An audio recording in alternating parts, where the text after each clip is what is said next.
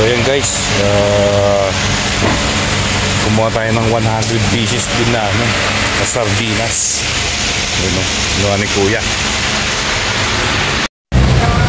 So ito guys, yung ayan po yung total na nabili natin dito sa mga dilata sa mga Lucky Meat. Ayan.